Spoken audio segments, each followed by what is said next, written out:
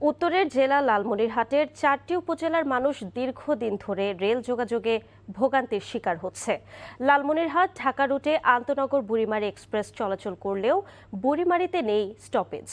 এসব এলাকায় রেলপথের আধুনিকায়ন তো হয়নি, উল্টো বর্তমান লাইনকে সংকুচিত করতে পার্শ্ব লাইন খুলে ফেলার উদ্যোগ নেওয়া হয়েছে।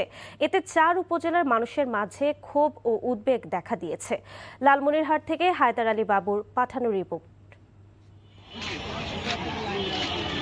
উত্তরাঞ্চলে যোগাযোগের অন্যতম মাধ্যম রেল। এই পথের প্রায় 90 কিলোমিটার অংশ লালমনিরহাট বুড়িমারি রেল লাইন, যার সাথে সরাসরি যুক্ত জেলার আদিতমারি, কালীগঞ্জ, হাতীবান্ধা ও পাটগ্রাম উপজেলার ছোট বড় মিলিয়ে 13টি স্টেশন। আর এসব স্টেশনের কয়েকটি ট্রেন ক্রসিংয়ে রেলপথের বাইরে রয়েছে 2টি করে পার্শ্ব লাইন। সম্প্রতি 4টি স্টেশনের পার্শ্ব লাইন খুলে নেওয়ার অংশ হিসেবে আদিতমারি, ভোটমারি, হাতীবান্ধা ও পাটগ্রাম রেলওয়ে স্টেশনের 1816টি স্টিলের স্লিপার খুলে ফেলার অনুমোদন দেওয়া হয়েছে। এতে স্থানীয়দের মাঝে ক্ষোভের সৃষ্টি হয়েছে। রেল লাইনটা তুলে নেওয়ার জন্য ওদের যে খেলা আসি আছে এটা তুলে নিয়ে যাবে, আমি বাধা দিয়েছি। রেল ক্রসিং করার সময় আমাদের আরও ট্রেনের প্রয়োজন, কারণ এখানকার মানুষের অনেক কষ্ট হয়।